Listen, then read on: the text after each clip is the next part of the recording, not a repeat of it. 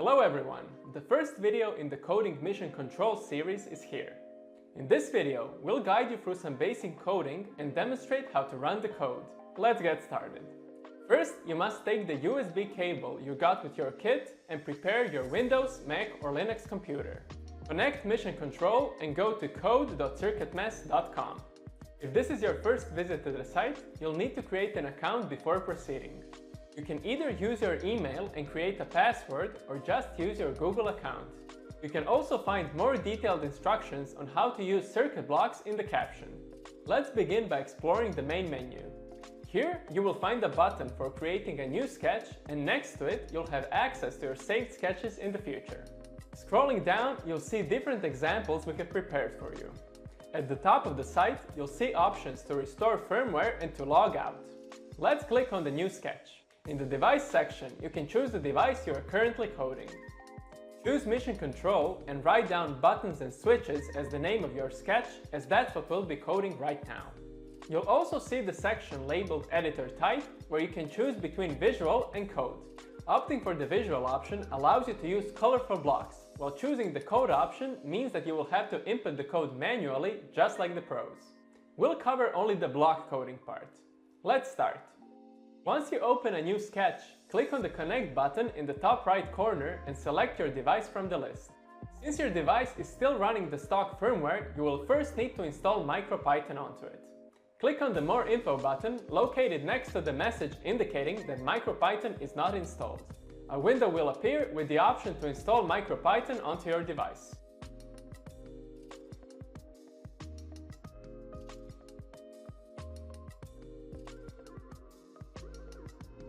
In this first example, we'll show you how to use the buttons and switches to control the LEDs on your device. Let's quickly go over the block sections we'll use in this example. The loops section will allow us to keep the code running indefinitely by using the loop forever block. The I/O section is used for different inputs and outputs. In this example, we'll use it for 2 buttons and 2 switches. Finally, the time section will allow us to add a time block at the end of our code, which will determine the amount of time that passes before the code runs again. Great! Now let's start coding. First, let's put the When button pressed block and set it to the Pair button. This button will be used to turn on the Pair LED, so put the following block inside it. Great! Now we want this same LED to turn off when the button is released, so put the following blocks.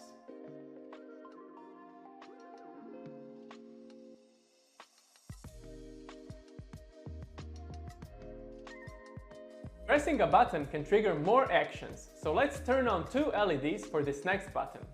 Choose the Emergency button and set both the Emergency Left and Emergency Right LEDs to 100 when the button is pressed and to 0 when it's released.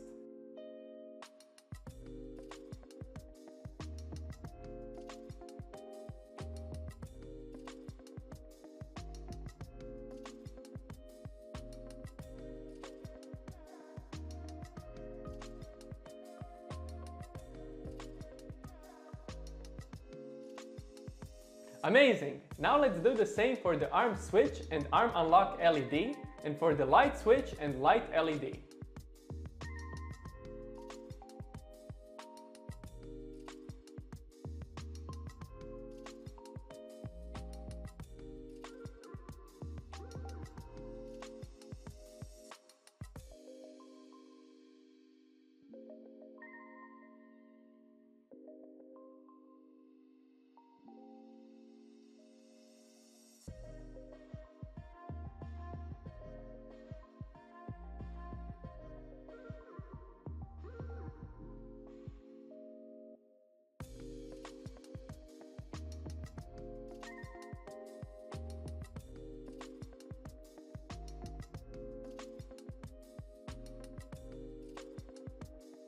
Finally, we need to add a loop forever block. Whatever we place inside will constantly be checked, and it will ensure proper code execution. You can add the backlight off block as we are now using the display in this example. Make sure to always include the scan buttons block whenever you are using buttons. Finally, you can also add the sleep 20 milliseconds block, which will determine the amount of time that passes before the conditions are checked again. Well done! You're done with coding your first example. Click on the Run button in the top right corner to upload the code to your device. See how the LEDs stay on only while the buttons are being pressed. Now try turning on the arm switch and the light switch.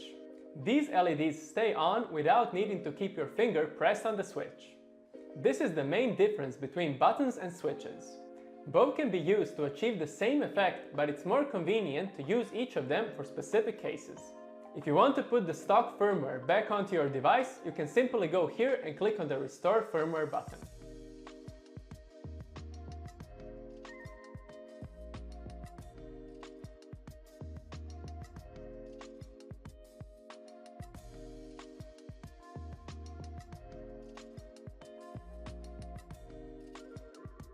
Thank you for watching this video and stay tuned for more examples.